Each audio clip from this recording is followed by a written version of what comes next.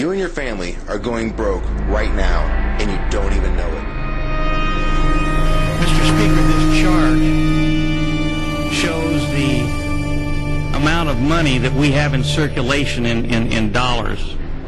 And as you can see, that up until recently, there wasn't a great deal of increase in the amount of money in circulation. But just in the last few years, last couple of years, it has shot straight up.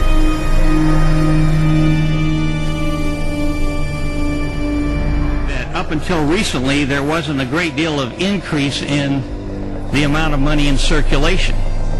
But just in the last few years, last couple of years, it has shot straight up.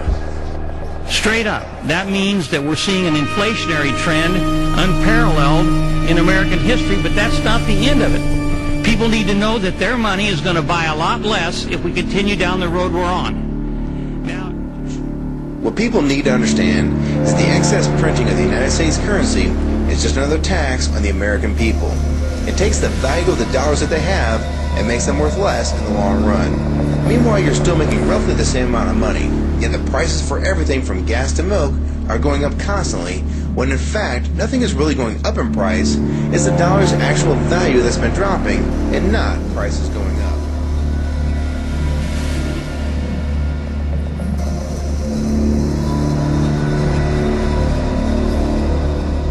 but the fact of the matter is, the Treasury Department of the United States, in my opinion, and I'm very sure this is going to happen, they're going to have to print more money.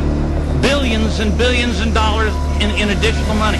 And when they put that into circulation, the law of supply and demand is going to make it very clear that everything that we buy is going to cost a heck of a lot more.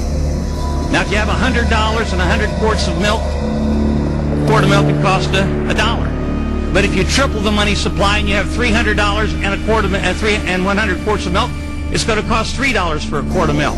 And that's the way inflation works. And this is a very clear signal that our money supply is going up like a rocket right now. Other times it goes much faster. Take, for instance, right here, in September of 1923, in a German inflation, 10 million marks would buy a loaf of bread. But it wasn't too long after that, a few weeks later, it took, it took 50 million marks to buy it, and then a month later it took 500 million, and of course the whole thing fell apart. So nobody should be reassured because they don't see a lot of price inflation going on right now. That what they should be looking at is what the Federal Reserve is doing, printing money like crazy, and the day that we have to dread is the day the people lose confidence, or the world lose confidence in the dollar, because that's when prices will soar, interest rates will go up, and then we will be forced into devising another monetary system. Pump an extra $1 trillion into the U.S. financial system by purchasing Treasury bonds and mortgage securities. Now, the idea, of course, is to encourage economic activity by lowering interest rates, including those on home loans. While this may bring a short-term jolt, many critics say that printing money, vast amount of money, out of thin air will bring disastrous consequences. More specifically, hyperinflation and the plunge of the U.S. dollar. Many experts have gone on record saying that the U.S. monetary policy has passed the point of no return when it comes to printing money.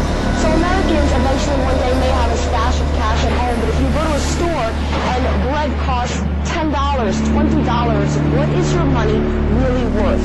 And if anybody has any doubts over the severity of hyperinflation, look to Germany in the early 1920s. At that point, paper currency had lost so much value that people were literally burning it in furnaces to stay warm. The problem and severity of this situation cannot be underestimated. What people in Washington are thinking right now, no one knows.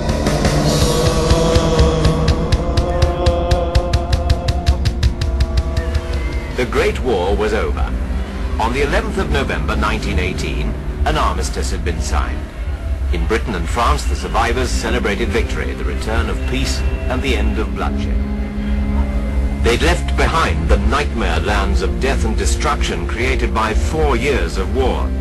The cost of those years was almost beyond imagination, but somehow, somewhere, that cost would have to be counted. that Germany should be let off lightly would have seemed sheer madness to Frenchmen who'd seen the effects of the German war machine on their own country. In order that scenes like this could never happen again, they wanted a Germany stripped of her wealth and armed forces. Her fortifications were to be destroyed. Her army was to be reduced to 100,000 men. No air force, no submarines, and to accept blame for starting the war and pay reparations.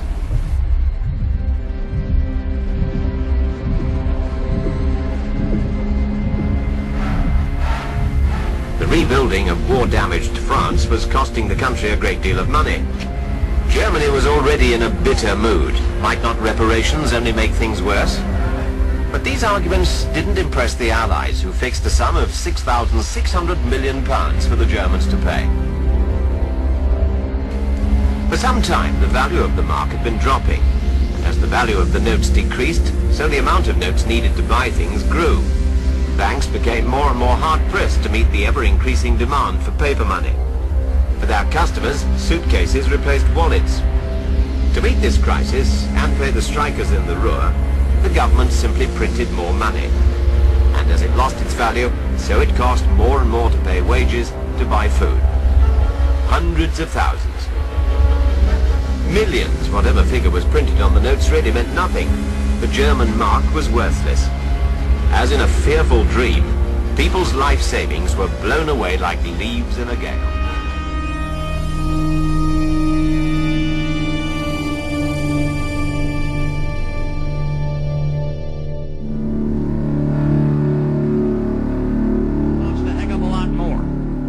If you have $100 and 100 quarts of milk, a quart of milk would cost $1. But if you triple the money supply and you have $300 and a quart of and 100 quarts of milk, it's going to cost $3 for a quart of milk. And that's the way inflation works. And this is a very clear signal that our money supply is going up like a rocket right now. And Secretary Geithner is talking about $2 trillion more in addition to what they're talking about in the supplemental. The supplemental is over $800 billion, almost another $1 trillion. The omnibus spending bill, which we're going to be passing, is $410 billion, and there's a $100 billion supplemental. Now think about that.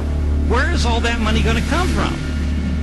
You can't give people something unless you take it away as far as taxes are concerned. So we can't tax people that much. And so what they're going to have to do is they're going to have to inflate the money supply.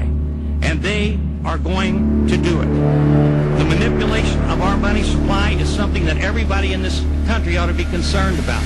They really should be concerned about, because the value of the money you have in the bank, and a lot of people have already lost a ton in the stock market, but the value of the money that you have in the bank and under the mattress or wherever you keep your money is going to be devalued dramatically because they're going to print so much more money. So there'll be trillions of dollars more chasing the same amount of fewer goods and services. And everybody in America ought to be saying that we got to put a hammer on the spending and put a hammer on these big policies that we're coming up with right now. I don't think people realize, honestly. I understand we have economic problems, but this is going to put our kids, our grandkids, and our posterity in one heck of a situation, because they're either going to be taxed to the limit or way above the limit, or they're going to have to deal with an inflationary spiral that means that the amount of money they have won't amount to anything. In Zimbabwe right now, that one piece of currency is worth about 12 million of their former currencies. So they just put more zeros on it. And when people go to buy bread or food or anything else over there, they have to take buckets of money. That happened in post-World War II Germany. And we're going to do it here right in the United States if we don't get control of spending. And this is real, folks. This isn't baloney. Geithner said today he may have to monetize up to $2 trillion or get loans for $1 trillion or $2 trillion. $410 billion in the omnibus, $800+ billion in the stimulus, $100 billion in the supplemental. I mean, where's this money going to come from? Where's it going to come from? So I'd just like to say, Mr. Speaker, to my colleagues and the American people, this ain't baloney. This is real dollars and cents. This is the future of our kids, our grandkids, and the future of our system of government in the United States of America. We must not let this happen. We must not let this happen. Gentleman's time has expired. Under a proper currency, government simply cannot finance wars. wars. Why? Because they'd have to come clean to the people and say, oh, if we want to invade country X, it's in effect going to cost you a marginal tax rate of 75%. People would quite literally burst out into laughter and say, this is patently absurd that you propose to do. Whereas under a central banking system, you can basically foist those debts upon your children. You can debase the currency in such a way that people can't see it from day to day.